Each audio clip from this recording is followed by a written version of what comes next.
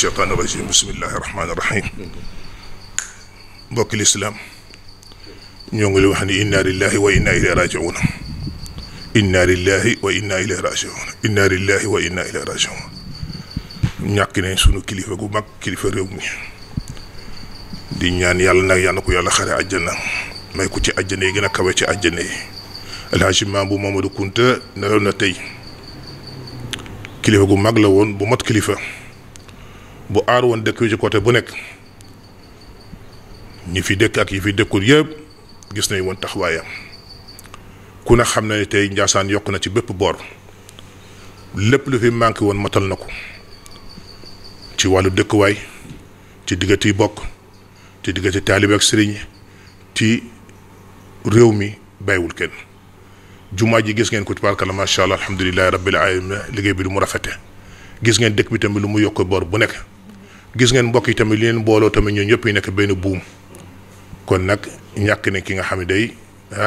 dootuñu am ku mel ni moom yaakaaruma ko waaye nag inna lillahi wa inna ilayhi raji'un yàlla nag mën naa maye te yàlla nañu maye tamit kilifa gu mel ni moom te am na ci moom seenu ndaxte dëkk bi Cheikh bu Mouhamed Kunta moo ko aaral boppam Cheikh bu Mouhamed Kunta nag li ñu bëgg nag mooy kilifa yi dëkk bi nañu roy ci jikkuy Cheikh bu Mouhamed Kunta bàyyi jikko yi bu dul sunu jikko nañ jël jikkoy naar yi nga xam ne moom lañ leen bind moom lañu yaru moom la ñu xam di ko doxale diggante mag ak rakk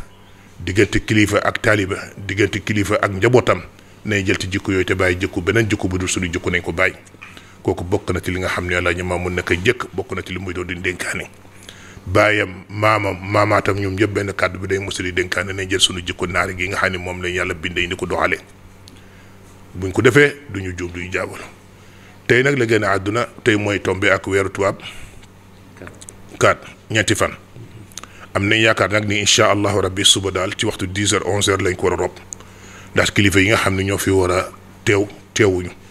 am na nga xam ne dañuy tukki woon te egsi guñ te ndaxte 18h 19h lañ war a ñëw te yaakaar naa duñ ko mën a rob ci heure boobu kon daal am nañ yaakaar ne daal suñu yaakaar fekk ne benn rendez-vous beneen faussewul daal suba daal 10h 11h na fi ñëpp daje ñu mën ko rob incha allahu rabbi di koy tàggee tamit président de la république ci tur sumay kilifa yi fi nekk ndaxte sumay mag rek ñoo fi nekk man maa ti gën a féete ndaw di ko tàggee tamit monsieur le gouverneur di ko tàggee tamit préfet ak sous préfet ak kilifa yi nga xam ne ñoo fi ngànk nguur gi ak ñoom yëpp ak boolam kilifa gu xam ne yaa ngi fi ci réew mooy Serigne Mountakha Mbacké ñoo ko kuy yëgal di ko yëgal tamit ki nga xamante ne mooy Serigne Mbaye Sy di ko yëgal Cheikh Tidiane Niass Medina Baye di ko yëgal tamit waa Léona Niassène di ko yëgal Laayeen yi di ko yëgal kilifa yi diine yëpp bàyyi ñu kenn ñoom ñëpp ñoo ngi leen wax ne daal ñàkk nañ kilifa mooy inna lillahi wa inna ilayhi raji'un yàlla ñu yàlla dafa jàmm yàlla ma sàmm ñu làqu ñu fa yàq eggul tàggane leen ko yëgal na leen ko li ma leen wax ne du suma kàddu kilifa la man njaboot gi yëpp maa ti gën a féete ndaw kàddu yi rek la amul li nga xam ne dinaa leen ko jot li yenn journaliste yi. ci en français nag man dégguma tubaab. xëy na ci ñaari kàddu. waaw seede nga mën a seede ci nguur gi. ci bi mu fiy nekk ci xilaafa bi. li mu fiy nekk ci xilaafa bi mooy nii avant tout dafa jëm a fexe ba njaboot gi nekk benn. bootuñu nag ci bépp boor amul kenn ku fi nekk te ngay doomam wala ngay sëtam wala ngay rakkam nga ñëw nuyu ko mu bàyyi la ak loxo yi neen heure boo ñëwee nuyu ko dana am lu mu teg sa loxo te leen tamit li mu lay wax tamit mooy ni boolu leen ngeen nekk benn rawatina nag man Sidi Mokhtar dafa daan wax ne man jataay boo nekk boo toogul rek ma day wet ak man wallahi alazim li ma la daan wax jataay boo toogul rek jataay bu ma toog te fekkoo ko rek man day wet ak man barkaat yi dem rek laa ko ma jot téléphone ma ne ko dans le cherché mu ne ma déedéet mu ne ma ndaxte 3e étage laa nekk ci kaw foofu doo fa mën a yegg ma ne ko du ma mën a ñëw lii ma tax dew ma seeti ko kon nag seer naa daal ne nit ku baax la woon te ko foog kon njaboot la woon te nag ku mën a dimbali woon nag benn aadama yi la woon. jamono bu mujj si naka ngeen ko dundee naka ngeen ko yëgee. dund bi may métti na ndaxte feebar bi yàgg naa feebar di tawat yaram bi di métti muy kii yi di ko suuxaale tamit di ko muñ lu rek heure bu nekk nag yi ko yóbbu hôpital yi ko yóbbu fu nekk ñi di ko faj président def na ci li mu ci war a def yëpp wax dëgg la yóbbu na ko Maroc def na ci mu war a def yëpp yóbbu nañ ko hôpital principal defe nañ ko lu nekk waaye nag dogal sunu borom moom bu xas a ñëw daal moom ñëw na. santaane toujours nag mu ne dama bëgg ngeen dellu ci tool yi dama bëgg ngeen béy njaboot gi dama bëgg ngeen fexe daal di yore tool yi di ci béy moom a gën a daal taxawàllu bi te sama njaboot daal ku may déggal daal bu ma gëm nga dugg ci dem ci géej gi. wala lu ko nuru daal wala ci affaire yeneen tànk yu dul tànku lislaam daal suma njaboot bu ma sañ ñëw yooyu ci dugg mu jëntal jamonoom yépp di may waxtaanam ak ñun. comme ku ci nekk tamit danaan yaay sa xalifa njaboot waaye yedd leen ngeen waxtaan ak ñoom bu kenn dugg ci géej gi bu kenn tamit dem ci yoon te amu yoon bu leer kon nag lii daal mooy suñuy kàddu yi nga xam ne mën nañ ko sédd ci moom. yaa ngi doon digalaate tamit di yedd ñu def ndànk ci affaire xilaafa bi. affaire xilaafa bi xam nga ñun ay mag ak rakk rek ñoo fi nekk. mënumaa wax ne diw mooy mag ndaxte ñoom ñett ñu nga fi ba ñeent kenn ku ci nekk mag nga waaye am na yaakaar ne ñoom bu ñu dajaloo nekk benn jataay dinañ génne ki nga xam ne daal moo war a toog waaw ki war a toog incha allah dinañ ko génne ndaxte comme man nag xale la te comme li may wax nii rek du seen digg rek laa mën a waxee waaw waaye nag bés bu ñu dajaloo rek incha allah fii ak suba. dinañ génn communiqué bi nga xam ne daal moo war a nekk xalifa incha allah. incha allah tabaarkalla. jàngee jëf coono maa ngi tudd Sidil Mokhtar Kunta waaw doomi baay bu Mouhamed Kunta waaw xalif sekkam xalif général de Ndiassane génn fi la 2006 kaddu yi nag mooy suma kaddu waaye mooy kaddu kilifa yi dëkk bi jàngee jëf coono. aouzu billahi mina shaytaani rajim bismillahi rahmaani rahim maa ngi tudd Serigne Bouna Khalil Kunta. dëkk fii ci Ndiassane di dëkkub diine tey nag Ndiassane yeewoo ko ci naqar wu metti waaye nag ñu delloowaat sunu bopp ci li nga xam ni moom la yàlla waxoon muy inna lillahi wa inna ilayhi raji'un ci yàlla lañu jóge ci yàlla la ñuy dellu wax ji du mën a bari waaye ñàkk nañ kilifa gu baax kilifa gu tedd kilifa gu yiw kilifa gu sagaloon askan wi tey duñu wax xalif général des xaadar rek yem ci askanu Kunta ki ngeen di dégg ci biir Afrique Seyid El Hadji Mambu Mouhamed Kunta mii nga xamante ni tey moo nelaw moo leen jiite woon ñuy fukki xabila ak ñaar ñëpp dajaloo nañu fii ni ko kat yaay sunu kilifa tey ñu ñàkk jëmm jooju Ndiassane yeewoo ko ci aw tiis woo xam ni tiis wu rëy la sëriñ bi nag moom mu ngi wutu woon waajuram Cheikh Abou Mouhamed Kunta depuis le 29 avril 2006 bi mu génnee àdduna ba tey en 2018 tey le 4 novembre 2018 sëriñ bi bàyyi nu fi bàyyi nag xol bu wéet bàyyi nag naqar boo xamante ni day Ndiassane du ñu dañ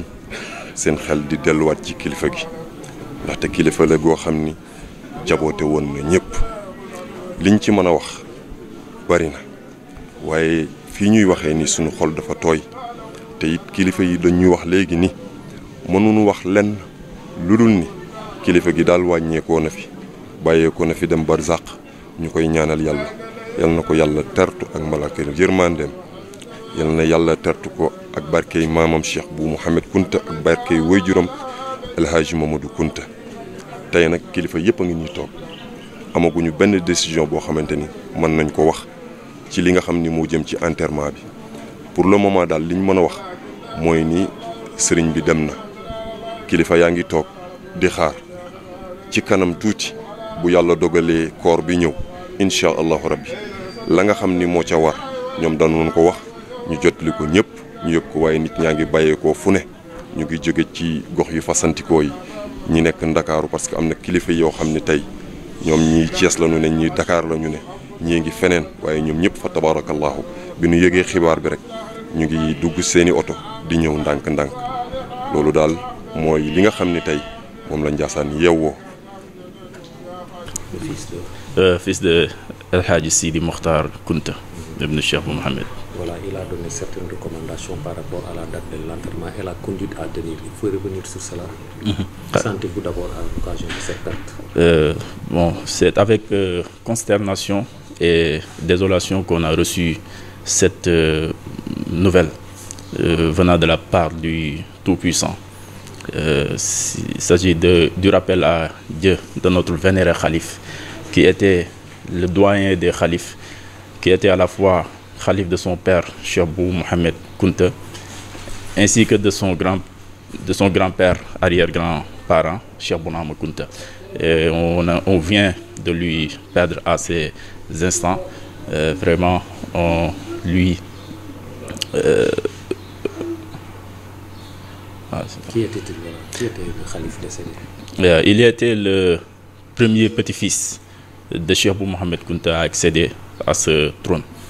Il est né en 1925 et comme il était à l'âge de 93 ans. Il a fait 12 ans de khilafa dans le trône de son grand-père Cheikh Bou Mohamed Kounta.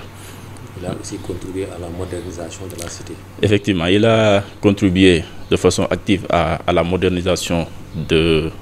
cette cité religieuse à travers des infrastructures, avec ce qu'il avait même initié avec ses disciples, cette grande mosquée, les infrastructures, la façon de moderniser ce village. Et nous envisageons même de l'ouverture de cette résidence qu'il avait même dénommée la résidence Cheikh Bou Mohamed Kounta. Il était quelqu'un qui avait une ouverture d'esprit, c'était un homme aussi de vision. Ouais. C'était également un agriculteur hors pair. Oui, il était un agriculteur parce que le village où son père avait installé, au niveau du Saloum, là-bas, il y en a des hectares auxquels il cultivait. Il y a ici, au niveau du Kadior aussi, dans notre village de notre grand-père Cheikh Bou Kounta, un village que l'on nomme Kerbou, il y a des hectares auxquels il y cultivait. Il était un agriculteur et aussi un amant du travail. Il nous exhortait toujours au culte du travail et il exhortait à ses enfants, ses disciples et ses sympathisants. Il a laissé également un héritage. Effectivement, il a laissé un héritage que Cheikh Sidi Mokhtar vient de rappeler, qu'il s'agit bien du patrimoine de Cheikh Bou Mohamed Kounta, du legs de ses grands-parents, du legs du prophète Mohammed sallallahu alayhi wa sallam, qui était rien d'autre que retourner aux recommandations du Tout-Puissant, suivre la voie du prophète et ceux qui lui ont emboîté le pas, y compris Cheikh Bou Mohamed, Cheikh Bounama et ses grands-parents. Alors, il sera pour l'inhumation, c'est ça? Pour l'inhumation, on l'a prévu demain vers 10h. Ouais, parce qu'il avait envoyé une délégation au niveau de l'Algérie. On attend cette délégation, qu'ils sont dont parents algériens qui leur avaient invité en note. On leur attend. Après, pour l'enterrement, Inch'Allah, ce sera pour demain matin vers 10h, Inch'Allah. Comme vous l'a dit, votre père Ndiassane est à l'écoute pour la succession. Oui, effectivement, Ndiassane est à l'écoute pour la succession du 7e Khalif de Cheikh Bou Mohamed Kounta. Les dignitaires vont discuter et on va, Inch'Allah, sélectionner un qui va le remplacer, qui va le succéder. Merci.